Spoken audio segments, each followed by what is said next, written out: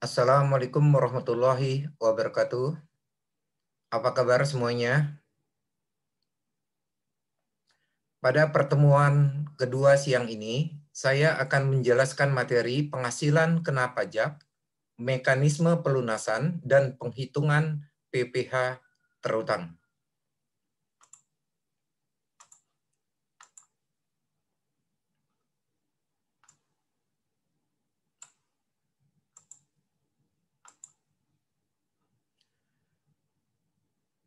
Materi pertama yang akan saya jelaskan adalah penghasilan kena pajak atau disingkat dengan PKP. Untuk menghitung pajak penghasilan, terlebih dahulu kita harus mengetahui dasar pengenaan pajaknya, yaitu penghasilan kena pajak atau sering disebut dengan istilah lain penghasilan neto. Nah, bagaimana cara menghitung penghasilan kena pajak bagi wajib pajak, baik wajib pajak badan dan bentuk usaha tetap atau BUT maupun wajib pajak orang pribadi? Kita mulai dengan cara menghitung penghasilan kena pajak bagi wajib pajak badan dalam negeri dan bentuk usaha tetap atau BUT. Dasar pengenaan pajaknya adalah penghasilan kena pajak yang besarnya sama dengan penghasilan neto yang dihitung dari, kita bagi dua. Yang pertama adalah kelompok yang menyelenggarakan pembukuan. Nah, untuk mendapatkan penghasilan kena pajak diperoleh dari penghasilan bruto. Penghasilan bruto ini berarti yang penghasilan yang dicatat sebagai penghasilan yang diperoleh dalam 1 tahun pajak. Dikurangi dengan biaya untuk mendapatkan, menagih, dan memelihara penghasilan atau dikenal dengan istilah lainnya biaya 3M.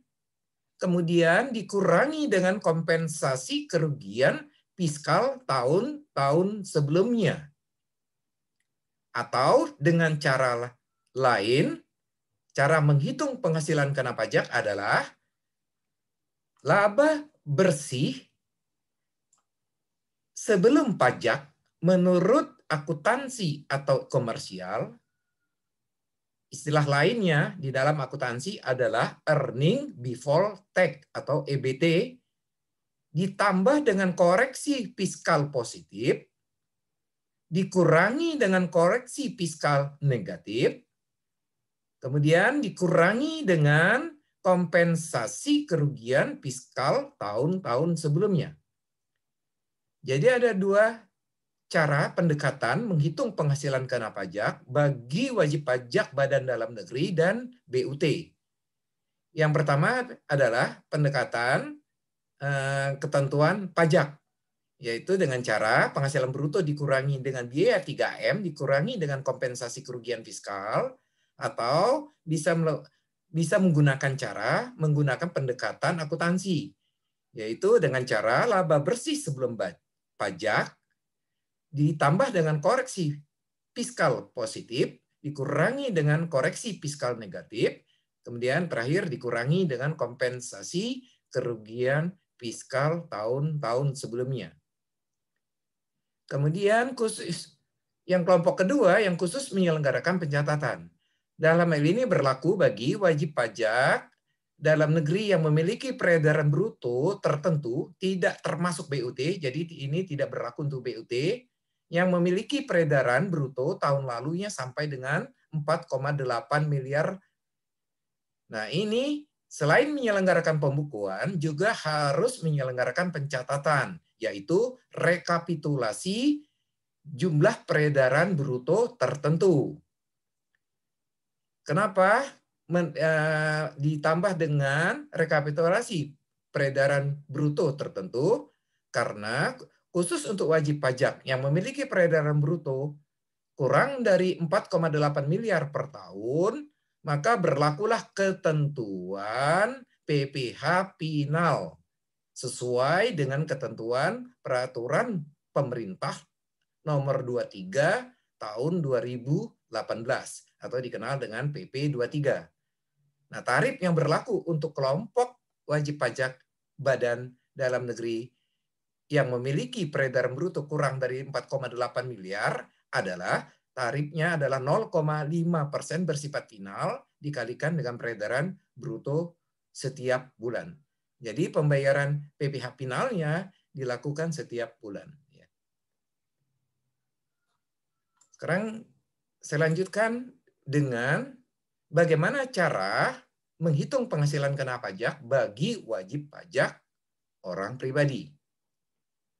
Dasar pengenaan pajaknya adalah penghasilan kena pajak yang dihitung dengan cara sebagai berikut. Kita bagi dua kelompok.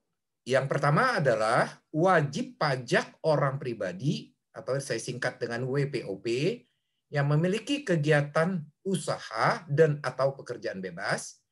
Nanti kelompok keduanya adalah WPOP yang memiliki penghasilan dari pekerjaan, jasa, atau kegiatan.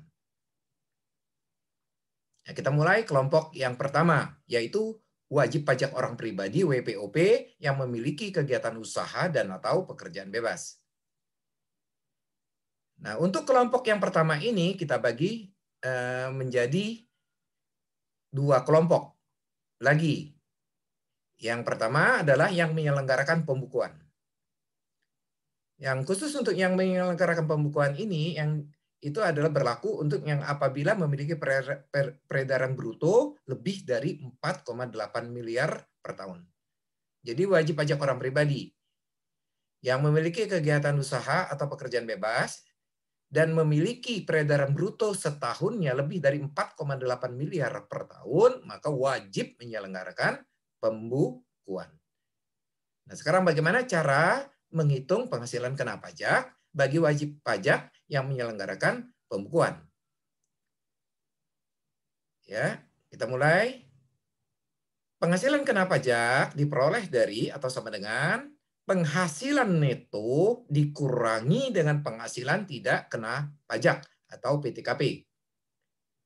Nah, untuk mendapatkan penghasilan neto itu diperoleh dari penghasilan bruto dikurangi dengan biaya untuk mendapatkan, menagih, dan memelihara penghasilan atau biaya 3M, kemudian dikurangi dengan kompensasi kerugian fiskal tahun-tahun sebelumnya. Nah, kalau kalian perhatikan, penghasilan itu di sini antara wajib pajak orang pribadi yang memiliki kegiatan usaha dan atau pekerjaan bebas sama seperti penghasilan neto wajib pajak badan atau BUT. Ya.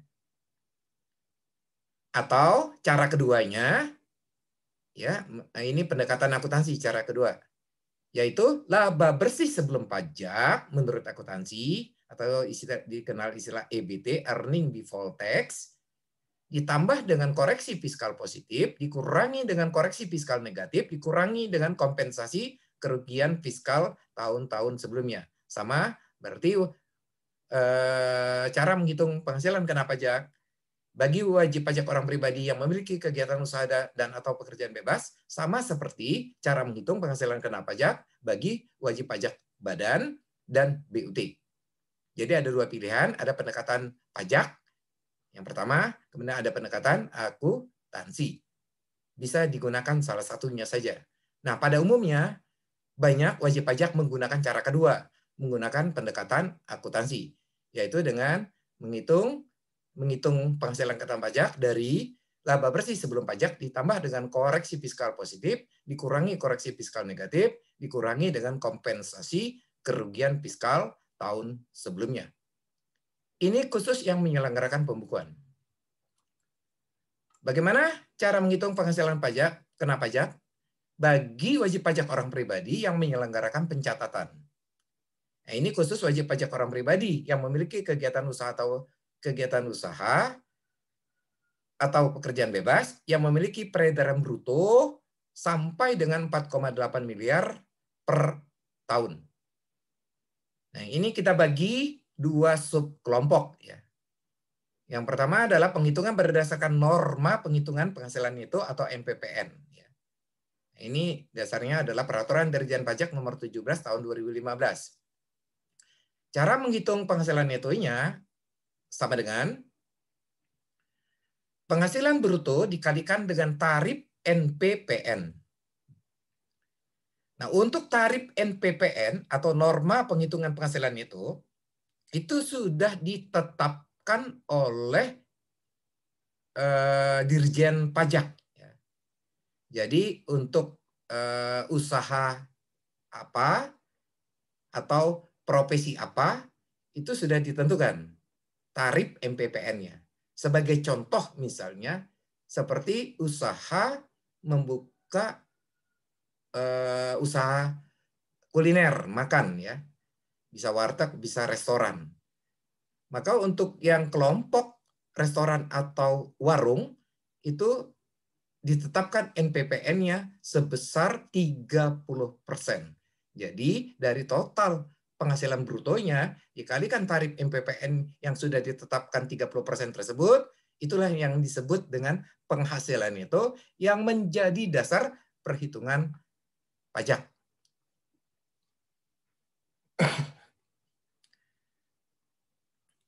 Kemudian kita bagi lagi, kedua adalah perhitungan berdasarkan peraturan pemerintah nomor 23 2018. Ini khusus wajib pajak yang memiliki peredaran bruto tertentu.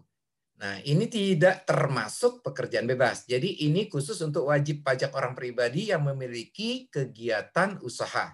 Tidak termasuk pekerjaan bebas. Itu bisa menggunakan tarif 0,5% bersifat final dikalikan dengan peredaran bruto setiap bulan. Jadi cara menghitung penghasilan kena pajak adalah peredaran bruto setiap bulan, kemudian dikalikan dengan tarif pajaknya 0,5%. Ini tarif bersifat final. Kita lanjutkan dengan cara menghitung penghasilan kena pajak bagi kelompok wajib pajak orang pribadi yang kedua, yaitu memiliki penghasilan dari pekerjaan, jasa, dan kegiatan. Nah, ini biasanya disebut dengan wajib pajak orang pribadi yang kelompok pegawai dan bukan pegawai. Nah, cara menghitung penghasilan kena pajaknya sama dengan penghasilan neto dikurangi dengan penghasilan tidak kena pajak atau PTKP. Nah, untuk mendapatkan jumlah penghasilan neto diperoleh dari penghasilan bruto dikurangi biaya jabatan, kemudian dikurangi dengan iuran pensiun yang ditanggung sendiri.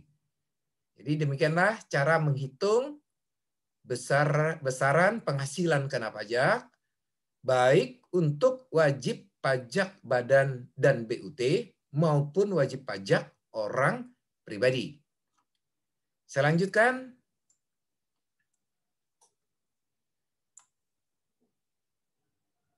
Apa saja pengurang penghasilan bagi wajib pajak orang pribadi? Jadi ini khusus berlaku untuk wajib pajak orang pribadi saja.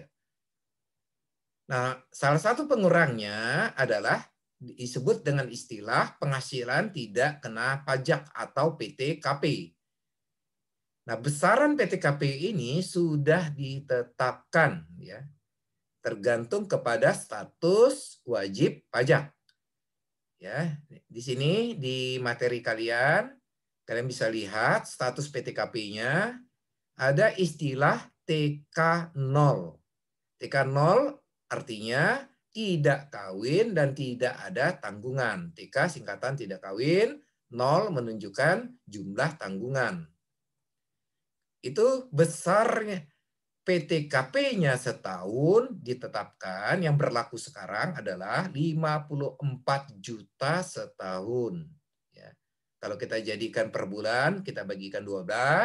Kemudian kalau ingin dijadikan PTKP per hari, atau disebut istilahnya PTKP sebenarnya, itu dibagi dengan 360 hari.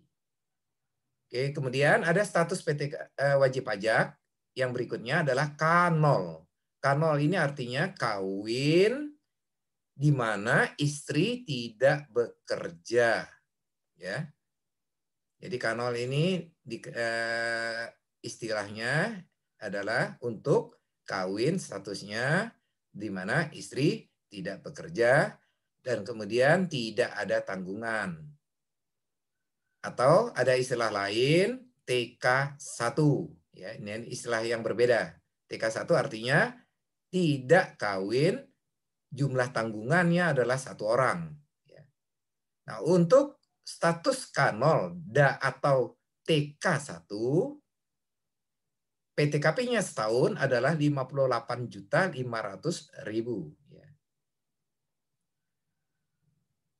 Kemudian yang berikutnya K1 atau status TK2, itu PTKP setahunnya 63 juta.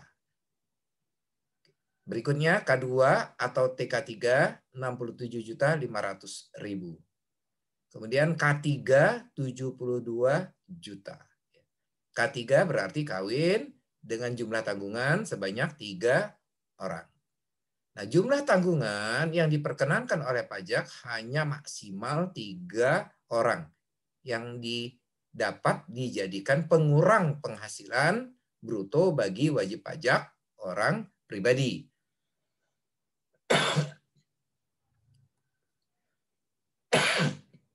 Berikutnya status wajib pajak ada yang disebut dengan KI0, ya.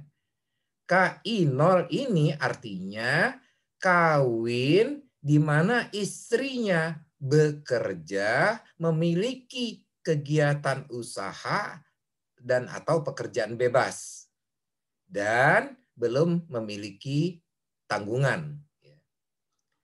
Istri bekerja, memiliki kegiatan usaha atau pekerjaan bebas, ya, yang dimaksud KI0.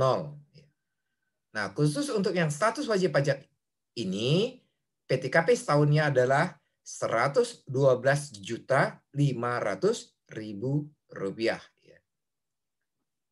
Status PTKP, kalian perhatikan, ditentukan oleh keadaan wajib pajak pada awal tahun pajak.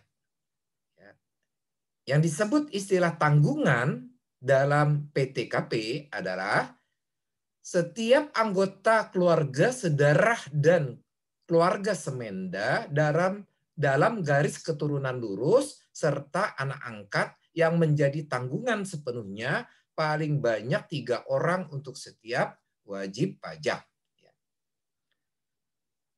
Jadi yang dimaksud dengan tanggungan dalam PTKP, kalau kalian perhatikan di sini adalah anggota keluarga sedarah dan keluarga semenda dalam garis keturunan lurus.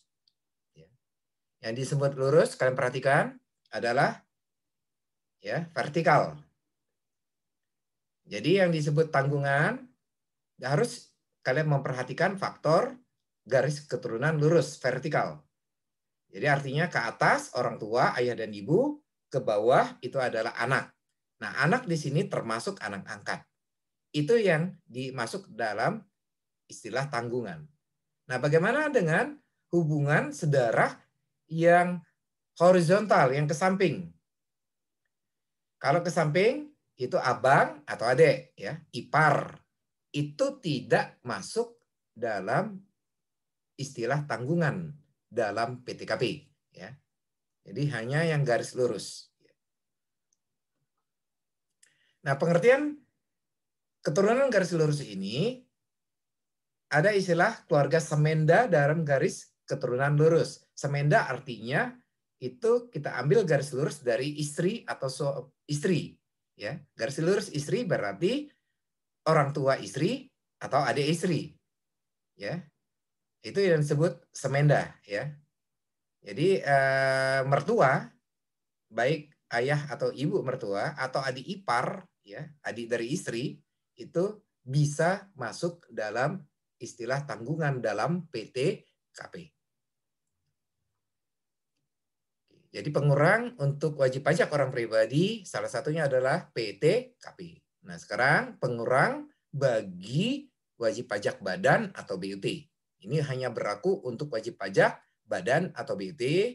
serta wajib pajak orang pribadi yang memiliki kegiatan usaha atau pekerjaan bebas yang menyelenggarakan pembukuan.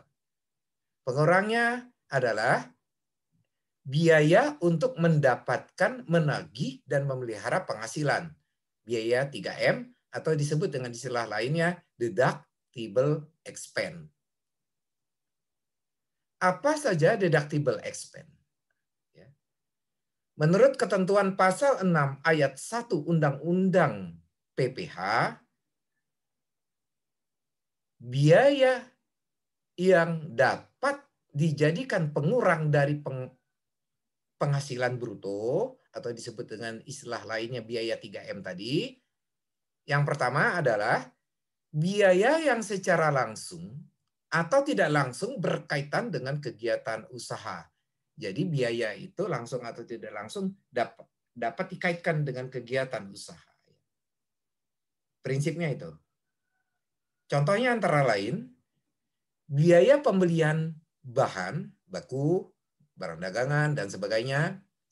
Kemudian biaya yang berkenaan dengan pekerjaan atau jasa, termasuk upah, gaji, honorarium, bonus, gratifikasi, dan tunjangan yang diberikan dalam bentuk uang. Kemudian contohnya yang ketiga, biaya bunga, sewa, dan royalti. Kemudian contoh yang keempat, biaya perjalanan. Yang kelima, biaya pengolahan limbah.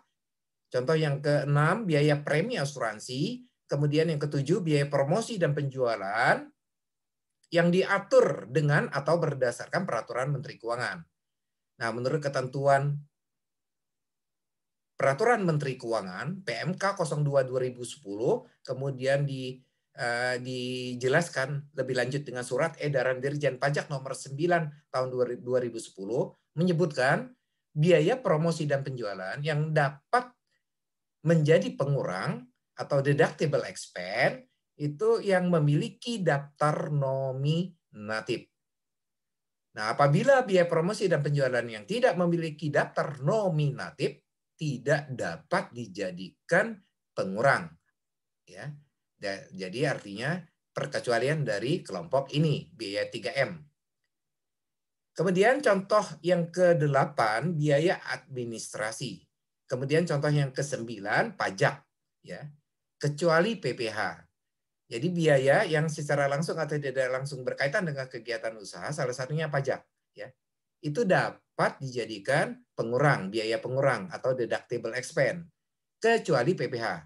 Pajak di sini contohnya adalah PPN, kemudian PBB, kemudian BPHTB, dan lain-lain. Yang penting tidak termasuk PPH.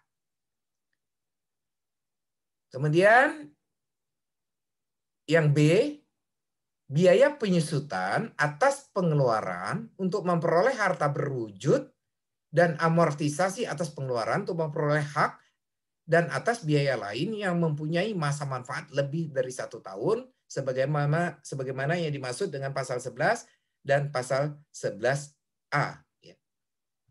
Kemudian yang C, iuran kepada dana pensiun yang pendiriannya telah disahkan oleh Menteri Keuangan. Kemudian yang D, kerugian karena penjualan atau pengalihan harta yang dimiliki dan digunakan dalam perusahaan atau yang dimiliki untuk mendapatkan, menagih, dan memelihara 3M penghasilan. Kemudian E, kerugian selisih kurs mata uang asing. F, biaya penelitian dan pengembangan perusahaan yang dilakukan di Indonesia. Kemudian G, biaya beasiswa, magang, dan pelatihan. Kemudian H, piutang yang nyata-nyata tidak dapat ditagih dengan syarat sebagai berikut. Jadi piutang yang nyata-nyata tidak dapat ditagih kan dihapuskan jadi biaya. Nah, biaya penghapusan piutang tersebut dapat dijadikan pengurang atau deductible expense tapi dengan syarat sebagai berikut. 1, telah dibebankan sebagai biaya dalam laporan laba rugi komersial. 2, wajib pajak harus menyerahkan daftar piutang yang tidak dapat ditagih kepada Direktorat Jenderal Pajak. 3, telah diserahkan perkara penagihannya kepada pengadilan negeri atau instansi pemerintah yang menangani piutang negara dan seterusnya. Ya, Yang keempat, syarat sebagaimana yang dimaksud angka 3 itu tidak berlaku. Jadi syarat yang nomor 3 yaitu telah diserahkan perkara penagihannya kepada pengadilan negeri atau instansi pemerintah yang menangani piutang negara dan seterusnya, itu tidak berlaku apabila itu penghapusannya dilakukan terhadap debitur kecil. Ya. Jadi ada 4 syarat biaya penghapusan piutang dapat dijadikan pengurang dari penghasilan bruto wajib pajak atau disebut istilah deductible expense. Kita lanjutkan jenis biaya 3M yang berikutnya, yaitu huruf I, sumbangan dalam rangka penanggulangan bencana nasional yang ketentuannya diatur dengan peraturan pemerintah. Dalam hal ini yang berlaku PP 93 tahun 2010. Jadi saya ulangi, sumbangan di sini biaya sumbangan yang dapat menjadi pengurang atau deductible expense itu terkait dengan bencana nasional. Nah, selain bencana nasional itu tidak dapat dijadikan pengurang atau disebut istilah lainnya non-deductible expense.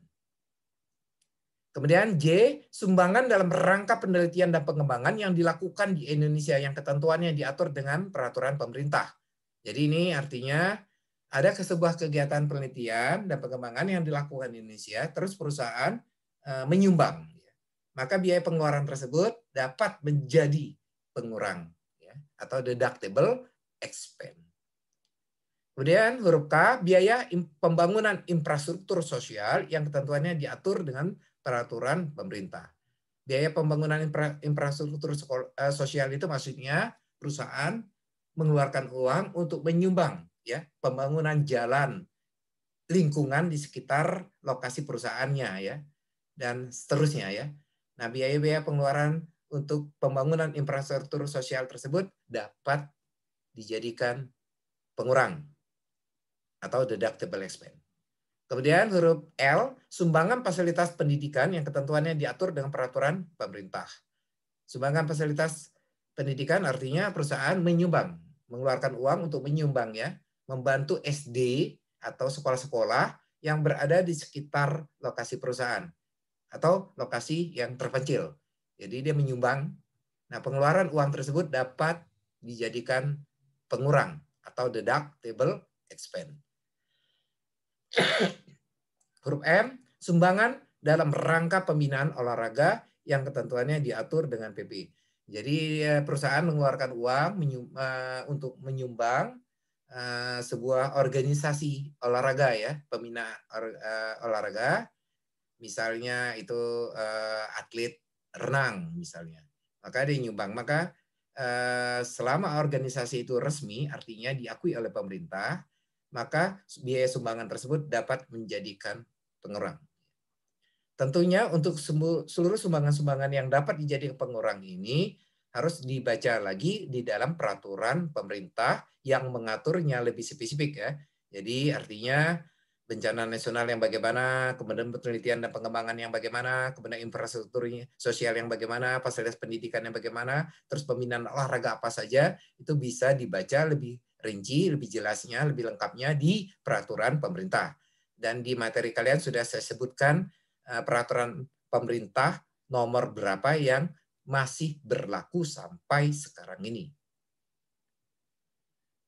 Oke, tadi saya sudah menjelaskan biaya 3M atau biaya yang dapat dijadikan pengurang atau disebut istilah lainnya deductible expense. Nah, sekarang biaya yang tidak boleh dikurangkan ya dalam rangka menghitung penghasilan kena pajak atau istilah lainnya non-deductible expense. Kembali saya tegaskan, ini hanya berlaku untuk wajib pajak badan atau BUT serta wajib pajak orang pribadi yang memiliki kegiatan usaha atau pekerjaan bebas yang menyelenggarakan pembukuan. Apa saja non-deductible expense yang tidak boleh dikurangkan? Menurut ketentuan pajak. A.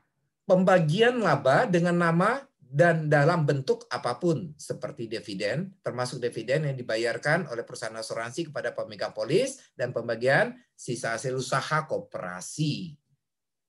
Jadi apabila di dalam laporan laba rugi perusahaan ada komponen atau akun dividen ya atau pembagian sisa hasil usaha koperasi, maka terhadap akun tersebut akan dikoreksi fiskal. Kenapa dikoreksi? Karena menurut ketentuan pajak biaya tersebut non deductible expense.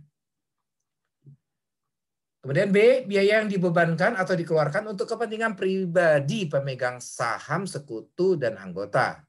Jadi ada pengeluaran-pengeluaran biaya yang dicatat di perusahaan di dalam akunnya di laporan laba rugi yang terkait dengan kepentingan pribadi pemegang saham sekutu dan anggota, maka terhadap biaya tersebut akan dikoreksi fiskal karena non-deductible expense. Kemudian C, pembentukan atau pembukaan dana cadangan. Ya. Jadi apapun asal biaya tersebut terkait dengan mencadangkan yang sifatnya cadangan, ya.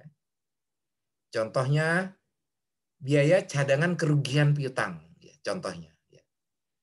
Nah, jadi karena dia sifatnya cadangan belum terjadi, maka terhadap biaya tersebut tidak boleh dikurangkan atau non-deductible expense.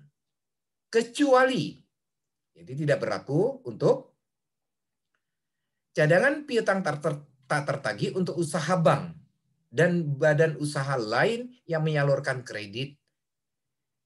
SGU dengan hak opsi. SGU itu adalah sewa guna usaha dengan hak opsi. Kemudian tidak berlaku untuk perusahaan pembiayaan konsumen atau leasing dan perusahaan anjak piutang atau factoring. Kemudian ketentuan tersebut tidak berlaku untuk cadangan untuk usaha asuransi, termasuk cadangan bantuan sosial yang dibentuk oleh BPJS. Tidak berlaku untuk cadangan penjaminan untuk lembaga penjamin simpanan atau LPS. Tidak berlaku untuk cadangan biaya reklamasi untuk usaha pertambangan. Tidak berlaku untuk cadangan biaya penanaman kembali untuk usaha kehutanan. Kemudian tidak berlaku untuk cadangan biaya penutupan dan pemeliharaan tempat pembuangan limbah industri untuk usaha pengolahan limbah industri. Ya. Yang tentunya ketentuan dan syarat diatur oleh PMK, Peraturan Menteri Keuangan.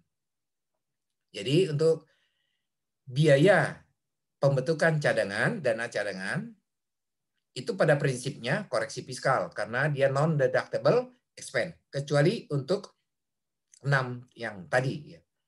Kita lanjutkan. Non-deductible yang berikutnya, D. Premi asuransi kesehatan, asuransi kecelakaan, asuransi jiwa, asuransi dwiguna, asuransi beasiswa yang dibayarkan oleh wajib pajak orang pribadi. Kecuali jika dibayar oleh pemberi kerja dan premi tersebut dijadikan penghasilan bagi wajib pajak yang bersangkutan.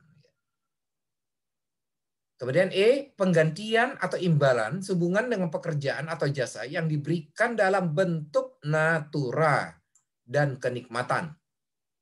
Kecuali penyediaan makanan dan minuman bagi seluruh pegawai, serta penggantian atau imbalan dalam bentuk natura dan kenikmatan di daerah tertentu dan yang berkaitan dengan pelaksanaan pekerjaan yang diatur dengan atau berdasarkan peraturan Menteri Keuangan.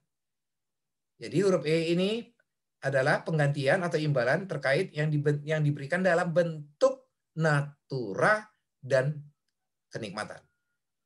Natura dan kenikmatan itu artinya dia tidak berbentuk uang.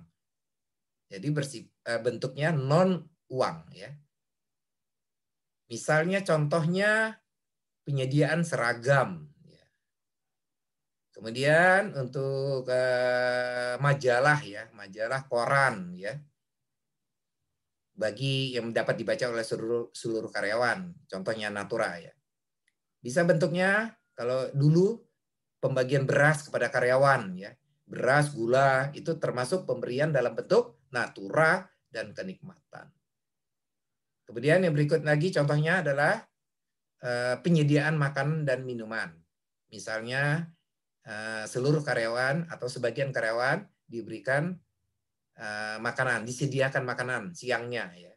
Itu adalah pemberian kepada karyawan dalam bentuk natura.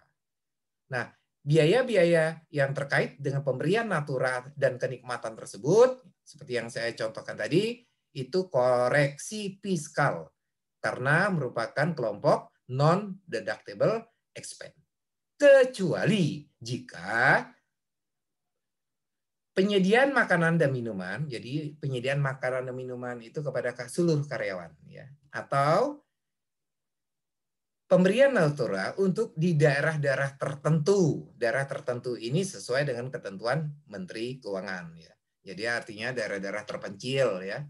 Nah, itu daerah-daerah mana apa saja itu ada dalam ketentuan peraturan Menteri Keuangan. Jadi itu dapat dijadikan pengurang atau deductible expense. Ya, tapi yang khusus untuk pemberian natura berupa penyediaan makanan dan minuman kepada seluruh karyawan atau pemberian natura untuk daerah-daerah terpencil saja. Ya. Selain itu, non-deductible expense. F, jumlah yang melebihi kewajaran yang dibayarkan kepada pemegang saham atau kepada pihak yang mempunyai hubungan istimewa sebagai imbalan sehubungan dengan pekerjaan yang dilakukan. Jadi bisa dipahami ya dari narasi yang F ini. Kemudian G, harta yang dihibahkan, bantuan atau sumbangan, dan warisan.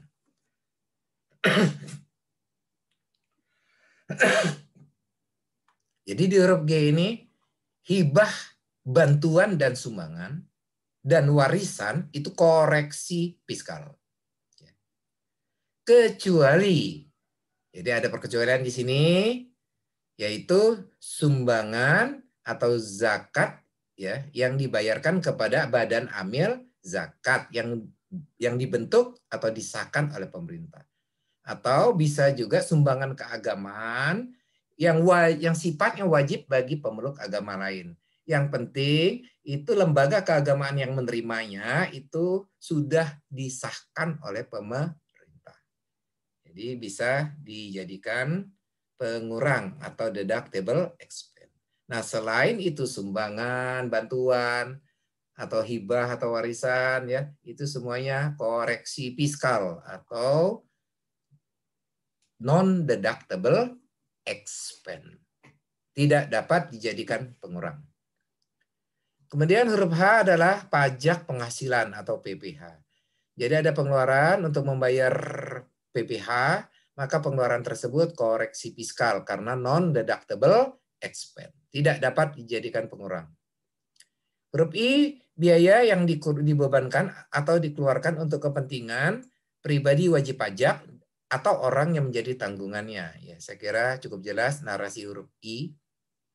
Kita lanjutkan dengan huruf J, gaji yang dibayarkan kepada anggota persekutuan firma atau CV yang modalnya tidak terbagi atas saham.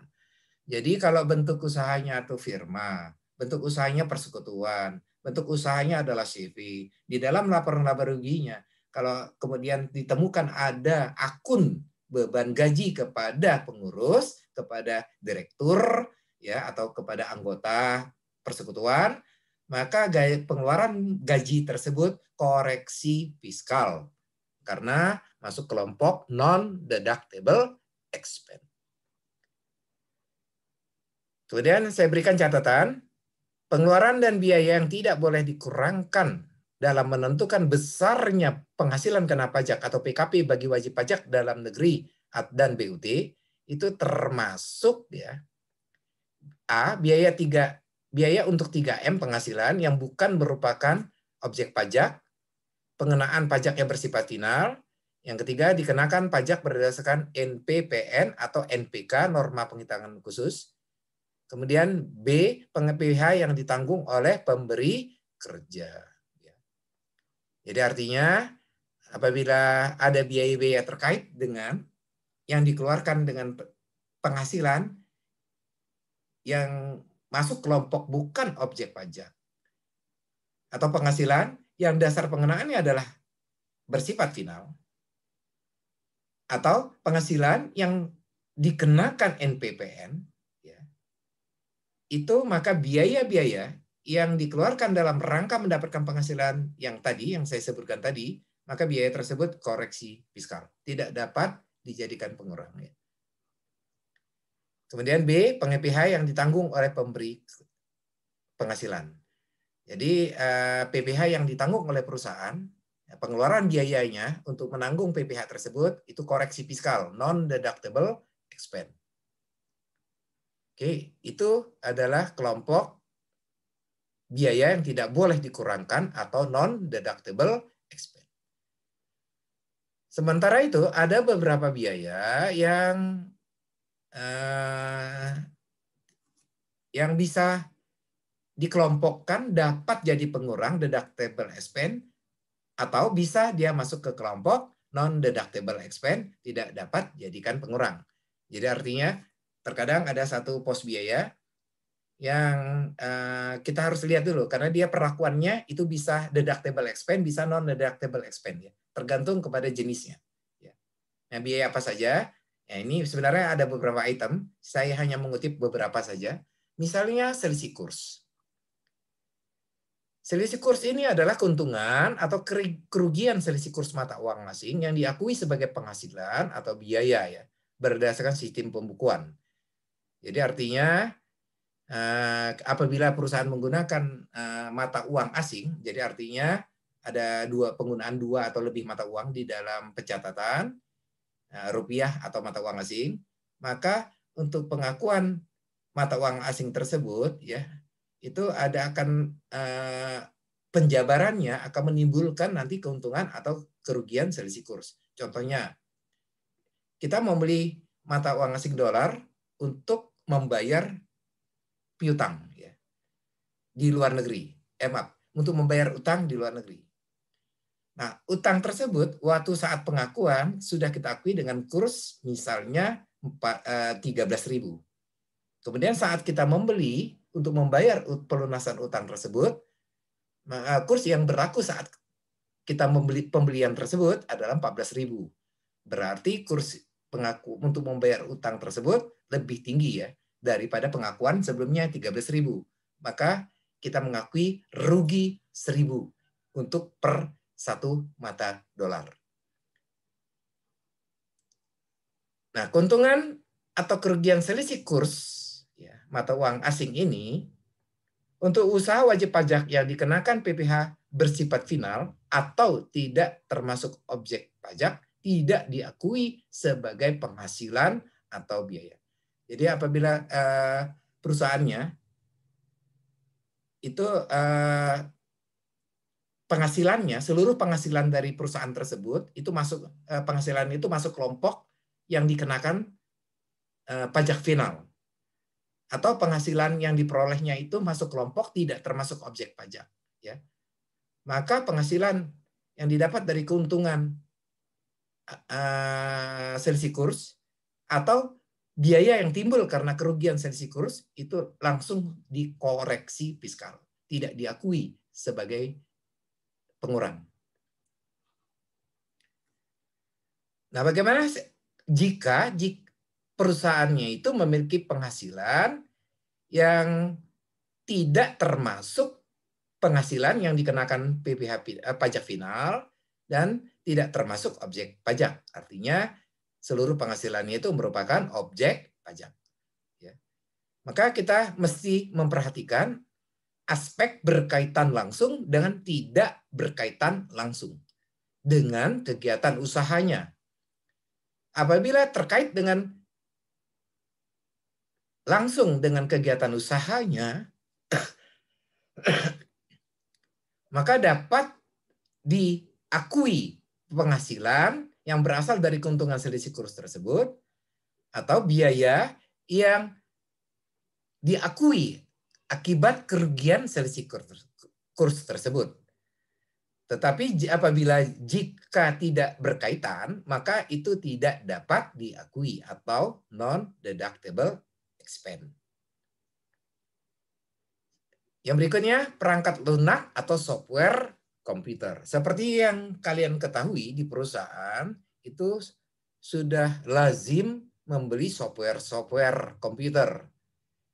Nah, sekarang kita bagi dua jenis.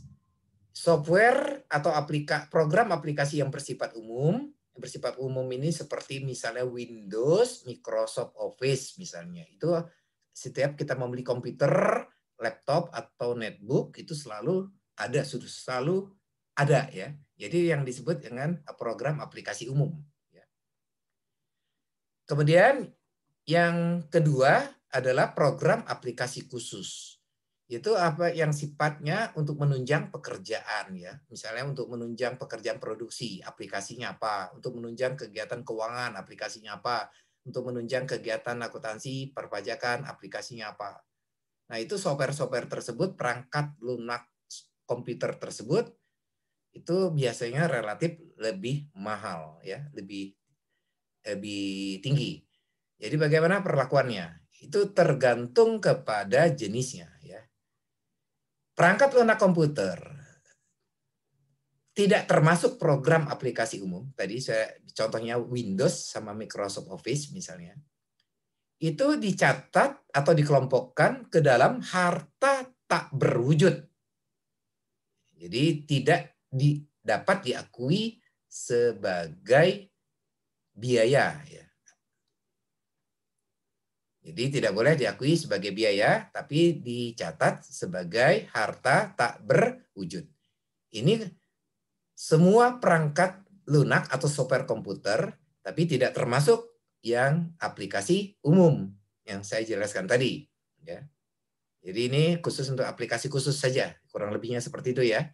Jadi dicatat ke dalam harta tak berwujud atau intangible asset yang memiliki masa manfaat lebih dari 1 tahun. Nah, tentunya setelah kita akui sebagai harta tak berwujud, intangible asset, kemudian nanti kita akan membuat penyesuaian ya setiap tahun untuk mengakui pengurangan nilainya melalui amortisasi. Tergantung kepada masa manfaat harta tak berwujud tersebut. Kemudian khusus untuk software yang berupa program aplikasi umum, misalnya kita membeli program Windows atau membeli program Microsoft Office, ya itu masuk ke kelompok aplikasi umum. Maka biaya pembelian tersebut itu langsung dapat dicatat sebagai pengurang atau biaya ya, atau tadi istilahnya adalah deductible expense. Nah, untuk program aplikasi khusus ya, yang tadi yang masuk kelompok harta tidak berwujud ya, pembebanannya melalui amortisasi harta tak berwujud, yaitu kelompok 1 menurut ketentuan pajak ya. Jadi saya sudah jelaskan ya. Kita lanjutkan dengan handphone, telepon, seluler, pager. Nah, saya kira istilah pager ini istilah lama ya. Sekarang sudah tidak ada lagi. Untuk handphone atau pager yang dimiliki dan dipergunakan perusahaan untuk pegawai tertentu karena jabatan dan pekerjaannya. Jadi untuk untuk karyawan yang memiliki jabatan tertentu, terkadang perusahaan menyediakan fasilitas handphone. Nah, atas pembelian handphone tersebut, itu kita lihat ketentuan pajaknya. Atas biaya perolehannya atau pembeliannya, maka dapat dibebankan menjadi biaya perusahaan atau deductible expense hanya sebesar 50%, yaitu melalui penyusutan aktiva tetap kelompok 1. Untuk diketahui kelompok 1 ini masa manfaat yang masa manfaatnya adalah 4 tahun ya. Jadi dapat disusutkan selama 4 tahun. Nah, kemudian untuk biayanya yang diakui adalah biaya penyusutannya ya. Ini terhadap handphone ya, yang diberikan sebagai fasilitas kepada karyawan tertentu. Jadi untuk biaya perolehannya atau pembeliannya dicatat sebagai aset tetap, ya. Kemudian nanti pembebanan biayanya melalui biaya penyusutan. Kemudian untuk biaya berlangganan, pengisian pulsa dan perbaikan servis dapat dibebankan sebagai biaya rutin perusahaan. Artinya dapat dicatat sebagai pengurang. Deductible expense hanya sebesar 50% saja. Sedangkan 50% sisanya koreksi fiskal atau non-deductible expense. Sekarang kita lanjutkan dengan kendaraan milik perusahaan. Jadi perusahaan memiliki inventaris mobil, kendaraan. Ya. Nah, untuk kendaraan bus, minibus, atau yang sejenis yang dipergunakan untuk antar jemput karyawan. Jadi kita bicara dulu yang digunakan untuk antar jemput karyawan atau pegawai.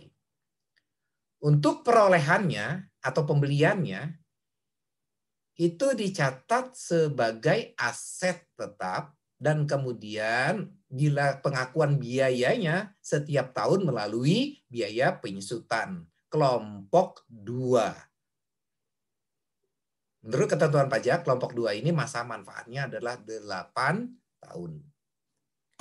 Sedangkan untuk biaya pemeliharaannya atau servis rutinnya itu dapat dicatat sebagai biaya perusahaan atau istilahnya deductible expense. Nah, bagaimana jika kendaraan jenisnya adalah sedan atau sejenis, termasuk juga jenis minibus, jika digunakan untuk pegawai tertentu karena jabatan atau pekerjaannya. Dan di mana penggunaannya ya full time, artinya dia di kantor, kemudian dibawa pulang, ya kurang lebih seperti itu. Maka ketentuannya asetnya, pembeliannya maksudnya, pembeliannya itu dicatat sebagai aset tetap. Nah, nanti pengakuan biaya penyusutannya setiap tahun yang dapat jadi deductible expense hanya 50%. Sisanya 50% non-deductible expense atau dikoreksi fiskal. Sedangkan untuk biaya pemeliharaan, servis, dan perbaikan, dan seterusnya terkait dengan kendaraan tersebut, itu hanya 50% saja dari biaya tersebut yang dapat jadi pengurang atau deductible expense. Sedangkan sisa 50%-nya non-deductible expense atau dikoreksi fiskal. Saya lanjutkan dengan pinjaman tanpa bunga dari pemegang saham. Jadi terkadang perusahaan meminjam uang kepada pemegang saham dan tidak membayar bunga. Ya. Nah, pinjaman tanpa bunga dari pemegang saham yang diterima wajib pajak berbentuk perseroan terbatas. Jadi hanya berlaku untuk perseroan terbatas atau PT. Diperkenankan apabila, ini ada 4 syaratnya. Pinjaman tersebut berasal dari dana milik pemegang saham itu sendiri dan bukan dari pihak lain. Jadi perusahaan minjam kepada pemegang sahamnya. Dan itu dana berasal dari pemegang saham. Bukan berarti, tidak boleh kalau uang itu berasal dari temannya pemegang saham. Itu tidak boleh. Tidak termasuk ketentuan ini maksudnya. B, modal yang seharusnya disetor oleh pemegang saham, pemberi pinjaman tersebut telah disetor seluruhnya. Artinya maksudnya gini, pemegang saham yang memberi pinjaman kepada perusahaan itu sudah menyetor bagian modalnya ya seluruhnya. Kemudian C, pemegang saham tidak dalam keadaan rugi. Jadi pemegang saham yang memberi pinjaman itu tidak dalam keadaan rugi ya. Kemudian yang D, perseroan terbatas dalam hari ini PT yang si penerima pinjaman sedang mengalami kesulitan keuangan ya. Jadi mengalami kesulitan di likuiditas. Jadi 4 syarat ini ya. Jadi 4 syarat ini harus dipenuhi jika ada pinjaman dari pemegang saham yang tidak ada bunga ya. Kemudian apabila syarat tersebut tidak dapat dipenuhi, maka pinjaman tersebut terutang bunga. Jadi apabila syarat itu tidak terpenuhi, ada pinjaman dari pemegang saham tanpa bunga. Ternyata 4 syarat itu tidak terpenuhi. Maka terhadap pinjaman tersebut oleh pihak pajak akan diakui terhutang bunga menggunakan tingkat bunga wajar, dan terhadap bunga tersebut dikenakan pajak. Kemudian ini adalah untuk biaya bersama atau joint cost ya. Jadi artinya kalian bisa pahami, kalian bisa baca, saya akan jelaskan kurang lebihnya seperti ini. Ada pengeluaran biaya untuk mendapatkan dua penghasilan ya, dua penghasilan, satu penghasilan yang objek pajak, satu penghasilan yang dikenakan PPh final ya. Nah, terhadap biaya bersama tersebut untuk mendapatkan dua penghasilan, yang pertama adalah yang penghasilan yang merupakan objek pajak, kemudian penghasilan yang kedua adalah penghasilan yang bersifat final. Jadi biaya yang satu untuk mendapatkan dua penghasilan ya. Maka ini disebut biaya bersama. Seperti yang saya jelaskan di awal tadi, biaya yang dikeluarkan untuk mendapatkan penghasilan yang dikenakan pajak bersifat final itu koreksi fiskal ya. Artinya tidak dapat dijadikan pengurang. Sedangkan untuk yang biaya yang dikeluarkan untuk mendapatkan penghasilan yang merupakan objek pajak itu deductible expense, dapat dijadikan pengurang. Nah, bagaimana menentukannya? Karena sedangkan ini kan biayanya cuma satu, maka gunakan rasio ya. Jadi yang mana yang deductible, mana yang non deductible, gunakan rasionya. Untuk lebih persis lihat contoh yang sudah saya berikan. Kemudian pajak masukan yang tidak dapat dikreditkan. Nah, untuk pajak masukan yang tidak dapat kreditkan ini, atau pajak masukan pasal 9 ayat 8 Undang-Undang PPN, itu secara prinsip dapat dijadikan pengurang dari penghasilan bruto atau deductible expense. Sepanjang dapat dibuktikan bahwa pajak masukan tersebut benar-benar telah dibayar dan berkenaan dengan kegiatan usaha, pada prinsipnya seperti itu. Tetapi kalau misal pajak masukan tersebut tidak memenuhi ketentuan ini, syarat ini, maka itu harus dikoreksi fiskal. Tidak dapat dijadikan pengurang atau non-deductible expense. Pajak masukan yang dapat dikurangkan dari penghasilan bruto itu jika berhubungan dengan pembelian harta berwujud atau harta tidak berwujud, serta biaya lainnya yang memiliki masa manfaat lebih dari 1 tahun, maka pajak masukan tersebut dapat dikapitalisasi dan dibebankan melalui penyusutan atau amortisasi. Jadi contohnya begini, perusahaan membeli kendaraan inventaris ya, untuk usaha. Nah, dalam pembelian ini perusahaan membayar PPN atas pembelian kendaraan tersebut. Nah, PPN yang dibayar tersebut itu tidak dapat dikreditkan sebagai pengurang dalam perhitungan dengan pajak keluaran setiap bulan. Nah, atas pajak masukan yang tidak dapat dikreditkan yang berasal dari pembelian kendaraan untuk usaha tersebut, maka nilai pajak masukannya itu menambah harga perolehan kendaraan. Itu yang disebut kapitalisasi. Jadi misal contoh, harga kendaraannya 100 juta, PPN-nya 10 juta. Nah, PPN 10 juta ini tidak dapat kreditkan karena diperoleh dari pembelian kendaraan ya. Nah, nilai PPN yang tidak dapat dikreditkan sebesar 10 juta ini menambah harga perolehan kendaraan yang 100 juta tadi, sehingga diakui harga perolehan kendaraan adalah 110 juta, yaitu berasal dari 100 juta harga kendaraan ditambah dengan PPN yang tidak dapat dikreditkan 10 juta. Ya. Itu yang disebut dikapitalisasi. Sehingga nanti di akhir tahun kita akan melakukan perhitungan penyusutan terhadap kendaraan tersebut, itu di mana harga perolehannya adalah 110 juta. di mana 110 itu sudah termasuk PPN yang tidak dapat dikreditkan tersebut. Apa saja contoh lainnya pajak masukan yang tidak dapat dikreditkan tersebut? Saya kira kalian bisa baca di sini, ya, di slide ini. Itu ada di pasal 8 ayat, di pasal 9 ayat 8 Undang-Undang PPN. Itu ada 1, 2, 3, 4, 5 ya. Kalian bisa baca di sana jenis-jenis pajak masukan yang tidak dapat dikreditkan. Ya. Jadi ada 9 ya. Ada 9, kalian bisa baca lebih lengkapnya dalam materi yang sudah diberikan.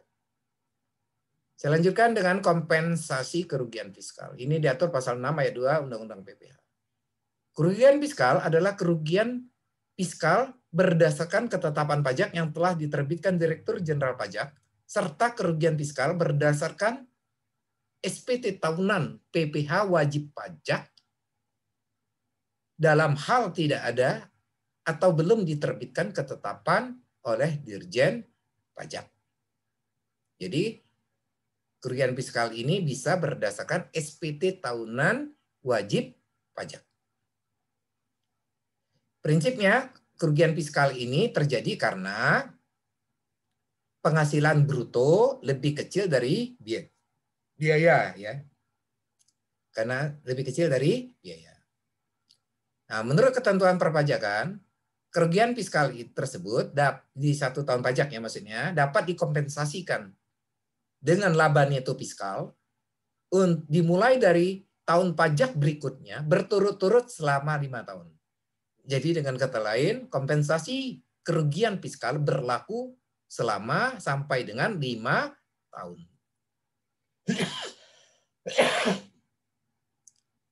Ketentuan kompensasi kerugian fiskal ini berlaku untuk wajib pajak badan, BUT, atau orang pribadi yang menyelenggarakan pembukuan saja. Ya. Ini salah satu fasilitas pajak untuk wajib pajak badan, BUT, atau orang pribadi yang menyelenggarakan pembukuan. Saya berikan contoh untuk memahami kompensasi kerugian fiskal. Contohnya, PTA 2013 mengalami kerugian fiskal sebesar 1,2 M. Jadi rugi. Dengan sendirinya di tahun 2013 PTA tidak bayar pajak karena mengalami kerugian 1,2 M. Maka kerugian yang di 1,2 M yang berasal dari 2013 ini itu dapat dikompensasi ke tahun berikutnya. Tapi maksimal 5 tahun. Misalnya, kita lanjutkan ya. Di tahun 2014, PTA mendapatkan laba atau ada penghasilan kena pajak sebesar 200 juta. Maka di tahun 2014 terhadap perolehan laba fiskal ini 200 juta, PTA tidak perlu bayar pajak. Karena dapat menggunakan kompensasi kerugian fiskal yang berasal dari tahun 2013. Dapat dilihat di sini. 2014, walaupun PTA mendapatkan laba fiskal, tidak perlu bayar pajak. Karena ada kompensasi kerugian berasal dari tahun 2013, yaitu yang sebesar 1,2 M.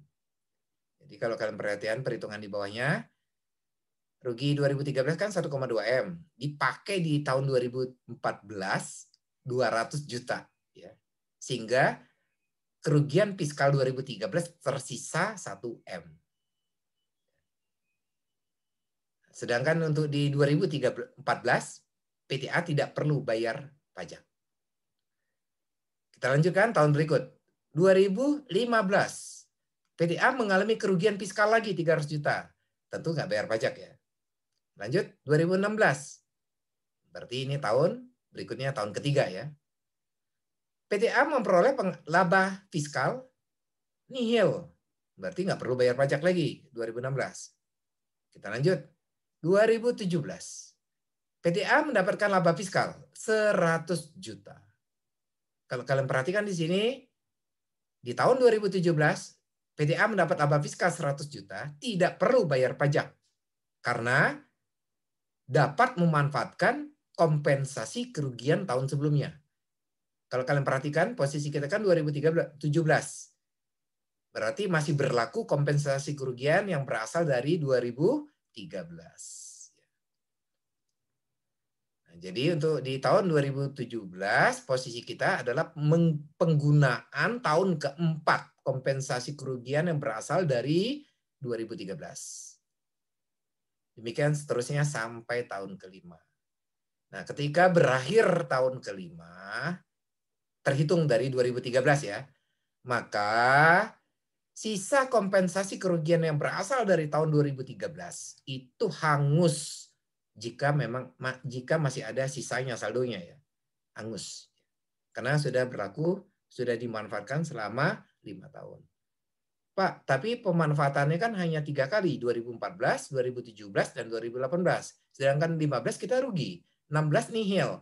Itu tidak dihitung karena dihitung tahunnya ya. 5 tahun sejak 2013 ya. Baik.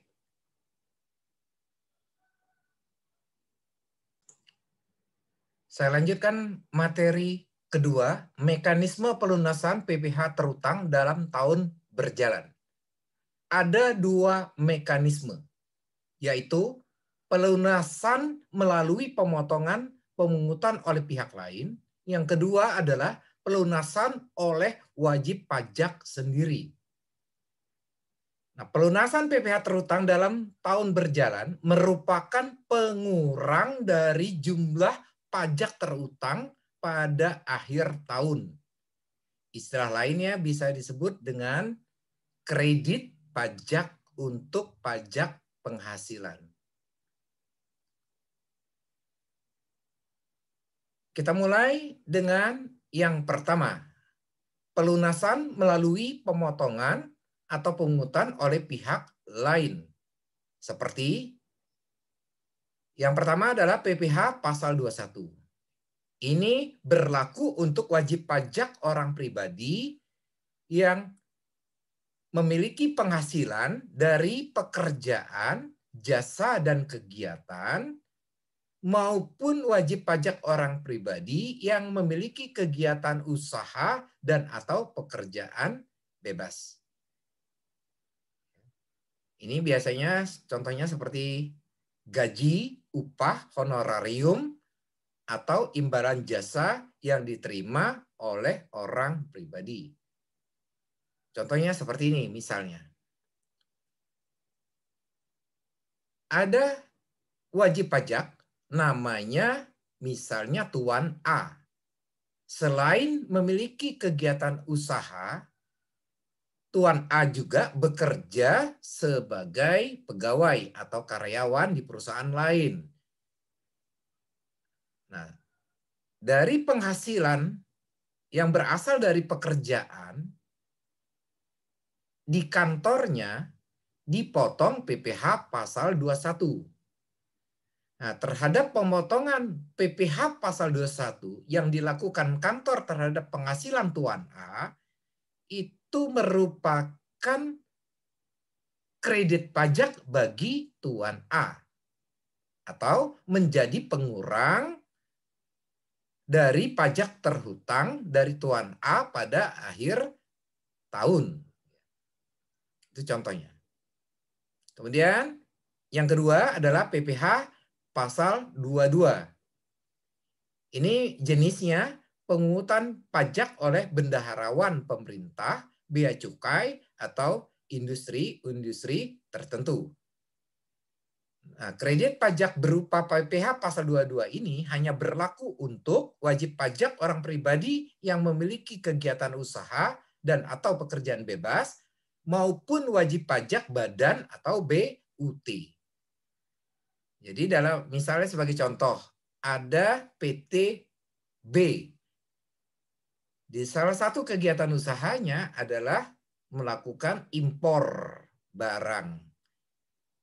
Nah, untuk salah satu pungutan pajak terhadap kegiatan impor, maka PT B harus membayar PPh pasal 22 untuk setiap kegiatan impornya. Nah, pembayaran PPh pasal 22 ini itu merupakan kredit pajak bagi PTB di akhir tahun.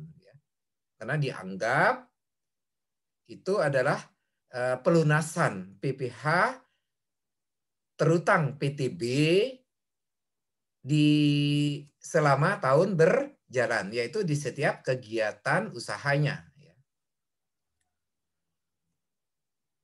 Contoh yang ketiga adalah PPh pasal 23. Ini adalah pemotongan pajak oleh pihak lain atas penghasilan dividen, bunga, royalti, sewa, hadiah, dan imbalan jasa tertentu. Kembali ini hanya berlaku untuk wajib pajak orang pribadi yang memiliki kegiatan usaha atau pekerjaan bebas maupun wajib pajak badan atau BUT. Kemudian yang contoh yang berikut, yang keempat adalah PPh pasal 24. Ini disebut kredit pajak luar negeri, yaitu pajak yang harus dibayar atas penghasilan dari luar negeri yang boleh dikreditkan di dalam negeri. Ini berlaku hanya untuk wajib pajak orang pribadi, kegiatan usaha atau pekerjaan bebas, maupun wajib pajak badan atau BUT. Contoh yang berikutnya adalah PPh pasal 26 ayat 5. Yaitu pemotongan pajak oleh pihak lain atas penghasilan kantor pusat suatu badan usaha tetap atau BUT yang tidak bersifat final. Ini hanya berlaku untuk wajib pajak BUT saja. Kemudian yang berikutnya, pembayaran pokok pajak yang terutang dalam surat tagihan pajak atau STP PPh pasal 25. Tidak termasuk sanksi administrasi berupa bunga, denda, dan kenaikan. Jadi kalau ada perusahaan, saya ambil contoh dalam hal ini WP Badan atau BUT, misalnya PTC, itu ditagih oleh kantor pajak atas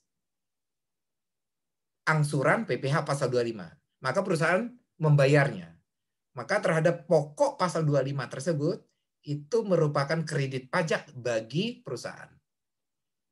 Tapi tidak termasuk bunga, denda, dan kenaikan. Hanya pokok pajaknya saja. Itulah contoh-contoh pelunasan PPh terutang dalam tahun berjalan yang melalui mekanisme pemotongan atau pemungutan pihak lain. Sekarang kita lanjutkan dengan yang mekanisme pelunasan oleh wajib pajak sendiri. Contohnya adalah PPh pasal 25, yaitu pembayaran angsuran pajak yang dilakukan sendiri oleh wajib pajak setiap bulan.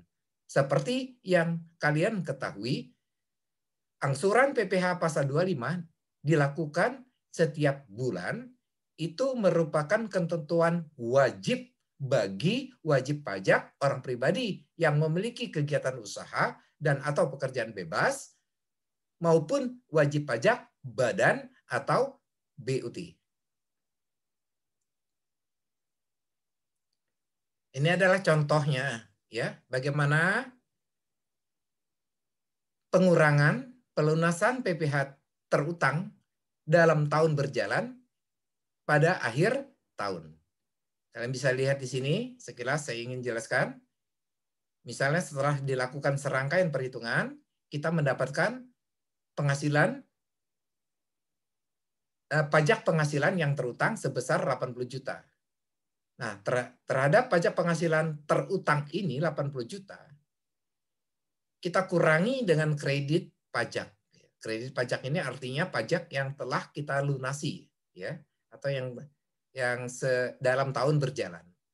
Kita bagi dua kelompok. Satu, ya PPh yang dipotong atau dipungut oleh pihak lain. Yang kedua adalah PPh yang dibayar sendiri. Nah, di sini contohnya kredit pajak yang berupa PPh yang dipotong atau dipungut oleh pihak lain. Ini contohnya pasal 21, 22, 23, 24, 26. Masing-masing jumlahnya. Kemudian yang berikutnya adalah PPh yang dibayar sendiri, PPh pasal 25. Kemudian ada pokok pajak yang berasal dari STP, surat tagihan pajak, ya. Nah, ini adalah jumlah pajak yang dapat dikreditkan 49.500.000. Nah, selisihnya 30.500.000 ini disebut dengan istilah pajak penghasilan yang harus dibayar. Jadi kalau 80 juta ini yang terutang, sedang 49.500 ini adalah kredit pajaknya yang dapat dikurangkan, kemudian sisanya 30.500 itu PPh yang harus dibayar. Selanjutkan dengan materi tarif pajak penghasilan. Tarif pajak penghasilan itu tergantung kepada jenis wajib pajaknya dan berapa besar peredaran bruto yang dimiliki setiap tahun. Kita mulai dengan kelompok yang pertama, yaitu jenis pajak penghasilan untuk wajib pajak badan dan BUT. Dibagi atas 3 jenis tarif, yaitu A. Ini dikenal dengan tarif pasal 17 Undang-Undang PPh sebesar 25%. Ini berlaku untuk wajib pajak badan atau BUT yang memiliki peredaran bruto lebih dari 50 miliar per tahun.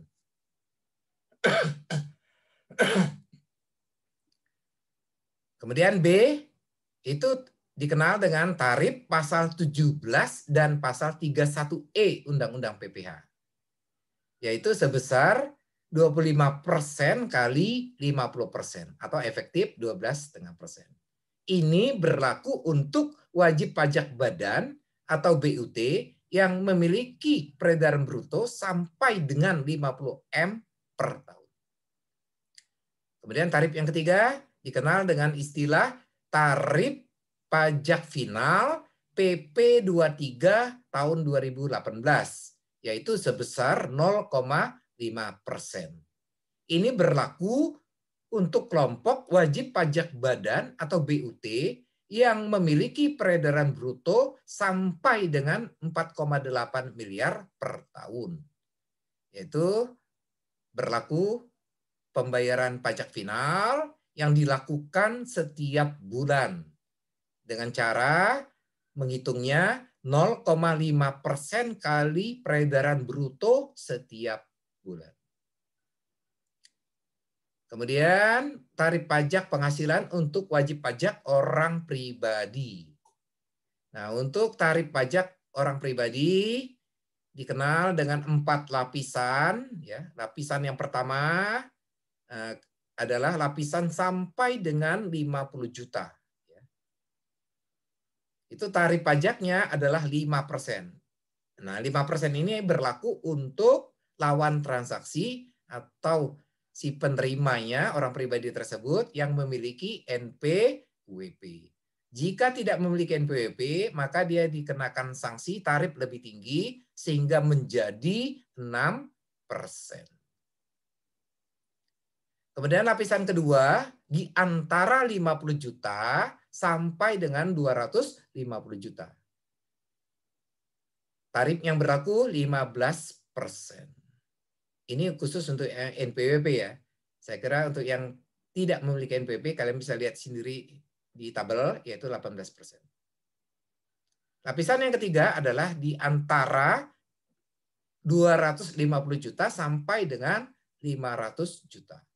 Tarif yang berlaku 25%. Kemudian lapisan yang keempat di atas 500 juta. Tarif yang berlaku adalah 30%. Itulah tarif pajak penghasilan untuk orang pribadi. Nah, dalam rangka menghitung pajak terutang, maka penghasilan kena pajak yang kita peroleh dari perhitungan itu harus dibulatkan ke ribuan rupiah. Ya. Jadi dibulatkan ke bawah dalam ribuan rupiah penuh. Ini contohnya. Misal, kita menghitung penghasilan kena pajak dapatnya 231.450.990 rupiah. Maka untuk menghitung pajak terutang, kita bulatkan terlebih dahulu penghasilan kena pajak tersebut ke bawah dalam ribuan penuh. Jadi sehingga menjadi dasar perhitungan pajak kita adalah penghasilan kena pajak sebesar 231.450.000. Ya. Jadi kalau dengan cara mudahnya kurang lebih begini. Apabila misal kita menghitung mendapatkan penghasilan kena pajak itu angkanya ada ratusan rupiah ya di belakangnya, ada di 3 digit terakhir, maka terhadap 3 digit terakhir ini dijadikan 0 saja seperti ini. Ya. Itu yang dimaksud dengan pembulatan ke bawah dalam ribuan rupiah penuh. Ya. Oke, baik. Kita lanjutkan dengan penghitungan PPh terutang, pembayaran, dan pelaporan. Untuk menjelaskan materi ini, saya akan bagi beberapa kelompok berdasarkan kelompok wajib pajak. Kita mulai yang pertama, wajib pajak orang pribadi yang memiliki kegiatan usaha atau pekerjaan bebas. Di mana penghasilan brutonya setahun 4,8 miliar sampai dengan 50 miliar. Jadi di antara ini. Maka yang berlaku untuk kelompok wajib pajak orang pribadi tersebut adalah pasal 17 dan 31E. Tadi di slide sebelumnya sudah dijelaskan tarif ya. Untuk yang penghasilan bruto 4,8 sampai dengan 50 M. Sekarang ini penghitungan PPh terutangnya ya. Itu laba bersih sebelum pajak, EBT, masih ingat tadi penjelasan di slide sebelumnya, itu sama dengan penghasilannya itu usaha. Kemudian ditambah dengan koreksi positif dan negatif. Ditambah dengan koreksi positif dikurangi koreksi negatif, dapat penghasilannya itu fiskal. Kemudian karena ini orang pribadi mendapat pengurangan PTKP, sehingga dapat penghasilan kena pajak. Kemudian penghasilan pajak ini, kemudian tadi di slide yang sudah dijelaskan, dibulatkan dulu ke bawah dalam ribuan penuh. Kemudian baru dikalikan dengan tarif PPh orang pribadi yang 4 lapisan tadi. Kita akan mendapat PPh terhutang. Nah, PPh terhutang dikurangi dengan kredit pajak. Kredit pajak ada 2, ya. Itu kredit pajak ada 2, yaitu yang dipotong oleh atau dipungut oleh pihak lain, ya, atau yang kedua adalah yang dibayar sendiri ya. Jadi PPh terhutang dikurangi dengan kredit pajak, hasilnya PPh kurang atau lebih bayar. Jika pajak penghasilan atau PPh terhutang lebih besar daripada kredit pajak, maka selisihnya merupakan PPh kurang bayar atau disebut dengan istilah pasal 29. Apabila pajak penghasilan terhutang lebih kecil dari kredit pajak, maka selisihnya itu merupakan PPh lebih bayar atau disebut pasal 28. Kemudian apabila ada pasal 29 berarti ada PPh kurang bayar, maka terhadap PPh kurang bayar tersebut itu dibayar paling lambat tanggal 31 Maret tahun berikutnya.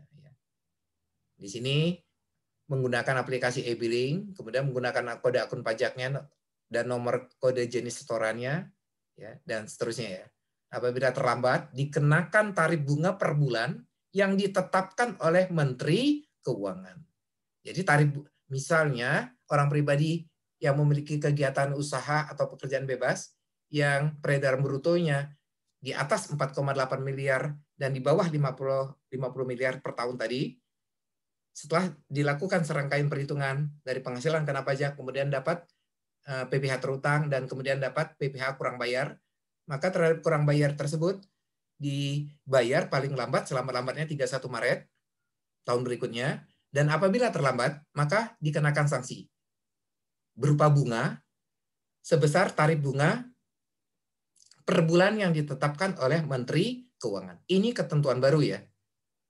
Mulai berlaku November tahun 2020, mulai sejak Undang-Undang Nomor 11 tahun 2020 tentang Cipta Kerja. Ketentuan sebelumnya tarif bunganya sebesar 2% per bulan. Tapi tarif bunga 2% tidak berlaku lagi mulai November tahun 2020. Kemudian untuk pelaporannya menggunakan aplikasi ISPT atau bisa juga menggunakan aplikasi langsung ya di dalam online ya, dilaporkan paling lambat selamat-lambatnya 31 Maret tahun berikutnya. Apabila terlambat melapor, dikenakan sanksi 100.000 per SPT. Ini adalah contohnya. Saya kira karena keterbatasan waktu, kalian bisa baca sendiri contohnya untuk memahami lebih lanjut untuk kelompok wajib pajak orang pribadi yang memiliki kegiatan usaha dan pekerjaan bebas, di mana peredaran brutonya di atas 4,8 miliar sampai dengan 50 M. Ya. Kalau kalian perhatikan di sini, ini contohnya sangat jelas. Jadi dimulai dari laba sebelum pajak, ditambah koreksi positif dan negatif, kemudian nanti pada akhirnya dapat penghasilan kena pajak. Kemudian cara menghitungnya dibagi dua ya, karena ini berlaku pasal 31E, kita hitung dulu 31E-nya, ya. Kemudian baru dihitung pasal 17 ya. Jadi dibagi dua ya. Nah, nanti akan dapat PPh terutangnya. Jadi untuk yang pasal 31E itu 63 juta sekian, sedangkan untuk pasal 17-nya 670 juta sekian, sehingga total terutangnya 734 juta sekian. Kurangi dengan kredit pajak, maka dapat kurang bayar ya. Nah, ini di bawah ini adalah perhitungan angsuran PPh pasal 25 untuk tahun berikutnya. Ya. Jadi karena kita ini menghitung PPh badan terutang untuk tahun 2018, di sini sesuai dengan soal ya 2018, maka setelah kita menghitung PPh kurang bayarnya, kita harus menghitung angsuran PPh pasal 25 untuk tahun berikutnya. Yaitu caranya dapat kalian lihat di sini. Oke, saya lanjutkan dengan kelompok kedua, wajib pajak orang pribadi yang memiliki kegiatan usaha kurang dari 4,8 miliar per tahun. Atau disebut dengan istilah PPh final, PP 24 tahun 2018. Nah, untuk penghitungan PPh terutangnya, untuk kelompok yang ini, itu adalah pada setiap akhir bulan melakukan penghitungan pajak terhutang berupa PPh final sebesar 0,5% kali peredaran bruto setiap bulan atau dasar pengenaan pajak setiap bulan. Jadi peredaran bruto setiap bulan ini bisa menggunakan dasar DPP PPN setiap bulan ya. Jadi pembayaran pajak terutangnya dilakukan setiap bulan ya. Pembayaran PPh final 0,5% setiap bulan itu dilakukan paling lambat tanggal 15 bulan berikutnya. Kalau terlambat tentu kena sanksi bunga ya, di angka 3. Nah, untuk pelaporannya. Untuk pelaporannya itu dilakukan paling lambat 31 Maret tahun berikutnya. Apabila terlambat dikenakan sanksi denda 100.000 per SPT. Ini adalah contoh perhitungan untuk kelompok kedua tadi, yaitu wajib pajak orang pribadi, kegiatan usaha atau pekerjaan bebas yang memiliki peredaran bruto kurang dari 4,8 miliar per tahun, yaitu yang masuk kelompok PP 23 tahun 2008. Saya kira kalian bisa baca dan pahami dari contoh yang saya berikan. Ada dua contoh yang saya berikan. Yang pertama adalah contoh yang di mana orang pribadi itu hanya memiliki satu penghasilan.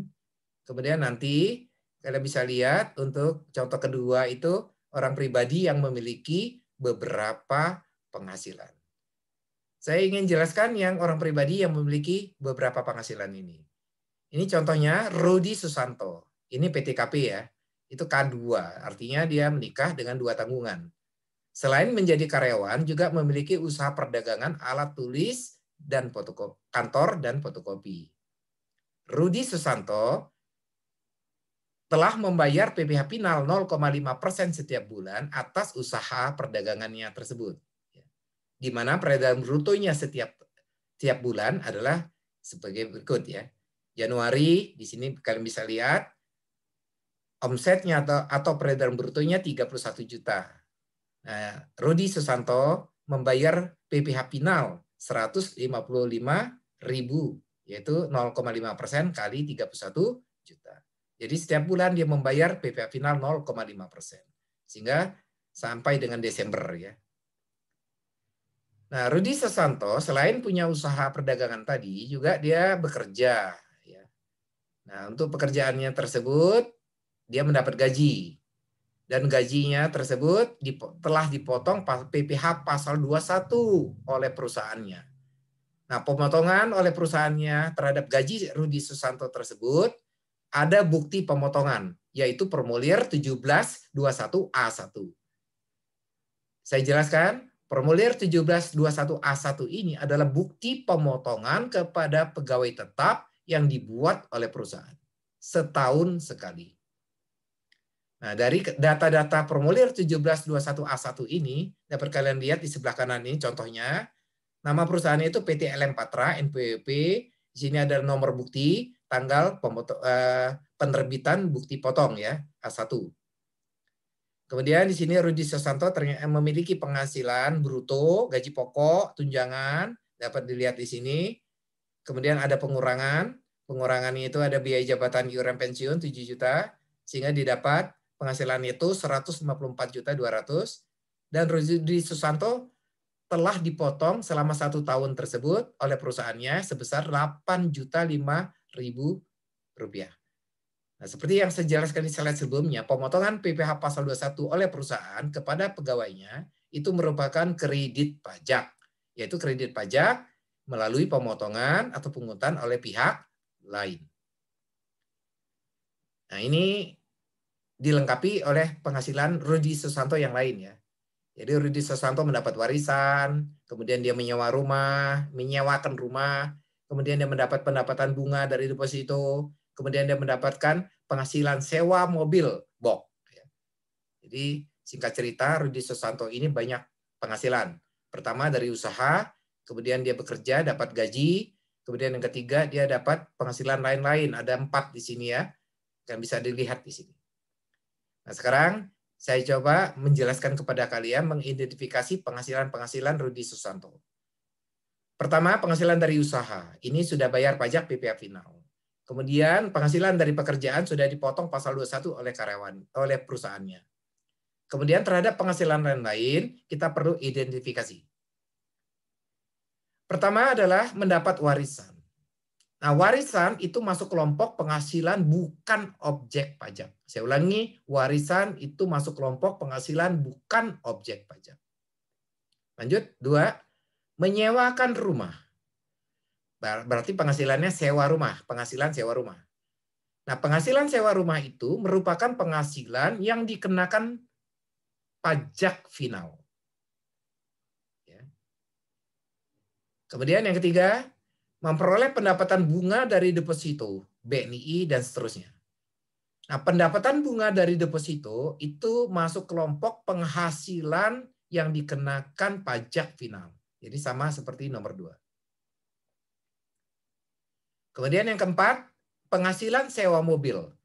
Nah, untuk penghasilan sewa mobil itu masuk kelompok penghasilan yang merupakan objek pajak. Ya, jadi kita identifikasi penghasilan lain-lain Rudi Susanto ini ada 4. 1 masuk ke penghasilan bukan objek pajak. 2 dan 3 masuk ke penghasilan yang dikenakan pajak final. Kemudian yang keempat itu merupakan penghasilan yang merupakan objek pajak. Nah, terhadap penghasilan-penghasilan Rudi Susanto ini kalian harus membuat tabel seperti ini, ya. Ini pertama tabelnya adalah penghasilan tidak final. Tidak final ini artinya yang merupakan objek pajak, ya. Kemudian kelompok yang kedua penghasilan final. Kemudian kelompok yang ketiga penghasilan bukan objek pajak. Jadi kalian harus lakukan identifikasi terlebih dahulu untuk menyelesaikan sebuah soal. Kalian harus bisa mengidentifikasi mana penghasilan yang merupakan objek pajak atau disebut penghasilan tidak final, kemudian mana yang penghasilan final dan mana penghasilan bukan objek pajak. Kemudian dari penghasilan Rudi Susanto tersebut kita tulis sumbernya itu di sebelah kirinya, di kolom sebelah kiri. kegiatan usaha. Nah, kegiatan usaha tadi Rudi Susanto sudah membayar pajak yang bersifat final dengan tarif 0,5% dari usaha. Maka peredaran brutonya yang ini, omsetnya peredaran bruto 335 juta ini masuk ke masuk kelompok penghasilan yang dikenakan pajak final. Karena sudah dibayar pajak finalnya sebesar 0,5%. Kita masukkan 335 di kelompok ini. Kemudian dari pekerjaan. Dari pekerjaan ini merupakan objek pajak atau masuk ke kelompok penghasilan tidak final. Nah, ini ambil angkanya dari formulir A1 yang ini 1721A1 itu ambil dari penghasilan neto. Ini lihat nih. Yaitu berasal dari penghasilan bruto dikurangi pengurang. Itu penghasilan netonya 154.200.000. Itu kita masukkan ke tabel ini. Ya, karena dia merupakan objek PPh pasal 21 yang dipotong oleh perusahaan. Itu berarti dia objek pajak. Kemudian yang ketiga, lain-lain. Warisan itu masuk kelompok bukan objek pajak. Sewa rumah dan bunga deposito masuk kelompok penghasilan final. Kemudian sewa mobil masuk ke objek pajak. Kemudian dijumlahkan. Nah, jumlahnya kalau penghasilan tidak final atau objek pajak 150.200.000. Untuk finalnya itu adalah penghasilan final adalah 425 juta. Untuk penghasilan bukan objek pajak 500. Nah, untuk penghasilan final ya. Kita stop sampai di sini. Kemudian penghasilan bukan objek pajak stop. Ya, kita lanjutkan perhitungan terhadap penghasilan yang tidak final atau yang merupakan objek pajak 190.200.000. Kita kurangi dengan PTKP. Status Rudi Susanto di soal K2. 67.500.000 sehingga mendapat penghasilan kena pajak 122.700.000. Kemudian kita menghitung dengan tarif PPh orang pribadi. Coba kalian perhatikan, penghasilan kena pajak di sini kan 122.700.000. Seperti yang saya jelaskan tadi, tarif PPh orang pribadi ada 4 lapisan ya. Lapisan pertama 0, sampai dengan 50 juta, tarifnya adalah 5%. Berarti jumlah penghasilan kena pajak 122.700.000, ambil dulu angka 50 juta. Ya, ambil 50 juta kalikan dengan 5%. Oke. Sedangkan sisanya 122.700.000 dikurangi 50 juta, kalikan dengan lapisan kedua, yaitu 15%. Kenapa dikalikan lapisan kedua? Karena sisa itu berada di antara 50 juta sampai dengan 250 juta. Nanti setelah kalian hitung, ada yang kena tarif lapisan pertama 5%, ada yang kena tarif lapisan kedua 15%. Jumlahkan. Nanti akan dapat angka 13.405.000. Kemudian kurangi dengan kredit pajak. Kita mulai dengan yang PPh dipotong oleh pihak lain. Pasal 21. Pasal 21 dipotong oleh perusahaan di sini. Kalian bisa kembali ke data soal. Itu adalah 8.005.000 sudah dipotong perusahaan dari penghasilan Rudi Susanto. Itu kredit pajak yang pertama pasal 21. Kemudian kredit pajak yang kedua pasal 23, 720.000. Yaitu berasal dari keterangan penghasilan lain angka 4. Di mana penghasilan sewa mobil itu penyewanya adalah PT Jaya Mandiri. Dan dia telah memotong PPh pasal 23 tarifnya 2%. Nah, PPh pasal 23 ini jenisnya adalah kredit pajak yang dipotong atau dipungut oleh pihak lain. Kalikan 2% kali dengan 360.000. Maka dapat angka 720.000. Kemudian untuk sewa rumah, menurut keterangan soal sudah dipotong PPh final pasal 4 ayat 2. Nah, pemotongan tersebut masuk kelompok ke final. Kemudian pemotongan pasal 4 ayat 2 untuk bunga deposito juga masuk ke kelompok penghasilan final. Demikian juga yang telah dibayar setiap bulan oleh Rudi Susanto yang tarif 0,5% dari usaha masuk ke kelompok PPh penghasilan final. Setelah selesai, jumlahkan kredit pajaknya masing-masing.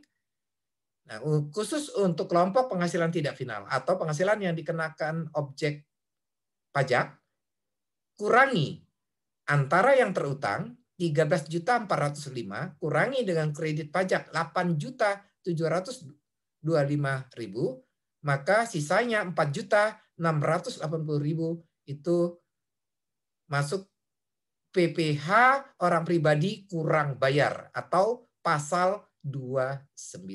Jadi ini yang akan dibayar oleh Rudi Susanto, 4.680.000. Oke, itu contoh untuk yang kedua, kelompok yang kedua. Ini adalah untuk kelompok yang ketiga, wajib pajak badan dan BUT yang memiliki penghasilan bruto setahun 4,8 miliar sampai dengan 50 miliar ya setahun. Atau tadi nanti berlaku pasal 17 dan pasal 31E. Saya kira ini sama seperti penjelasan di kelompok 1 tadi ya. Jadi kalian silakan baca penjelasan lebih lanjutnya di sini. Nanti kalian lihat juga contoh perhitungannya ya. Saya kira kalian perhatikan nanti penjelasan contohnya dengan jawabannya. Nanti kelompok yang ketiga ini sama seperti kelompok yang pertama tadi. Karena kalau kelompok pertama kan khusus wajib pajak orang pribadi yang memiliki kegiatan usaha atau pekerjaan bebas. Sedangkan kelompok ketiga ini wajib pajak badan dan BUT. Tapi sama-sama memiliki penghasilan bruto setahun 4,8 miliar sampai dengan 50 miliar. Kemudian ini adalah kelompok yang keempat, wajib pajak badan atau badan bentuk dan BUT yang punya penghasilan bruto setahun lebih dari 50 miliar. Nah, ini berlaku pasal 17 ya. Saya kira kalian bisa baca lebih jelas dan rinci dari materi yang sudah saya berikan. Dan saya juga sudah memberikan contoh perhitungannya ya. Kalian bisa pelajari. Ini pembayaran dan pelaporan tadi di slide sebelumnya tadi saya sudah menjelaskan yang sama ya. Saya kira ini hanya memperjelas saja. Ini adalah yang kelima, wajib pajak badan BUT yang kurang dari 4,8 miliar per tahun yang berlaku PPh final PP 23 2018. Tadi saya sudah menjelaskan banyak dan ini ada contohnya, silakan kalian baca ya agar lebih memahaminya. Ini adalah pembayaran dan pelaporannya ya. Ini adalah contoh perhitungan PPh orang pribadi usaha yang memiliki usaha yang peredaran brutonya sampai dengan 4,8 miliar yang berlaku PP 23 ya.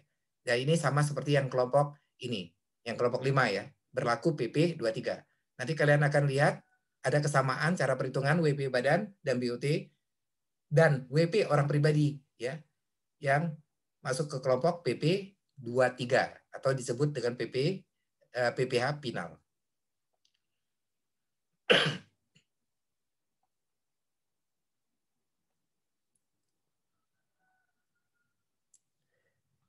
Baik. Saya kira itu materi kita siang ini. Mudah-mudahan dapat kalian pahami dan kalian mengerti.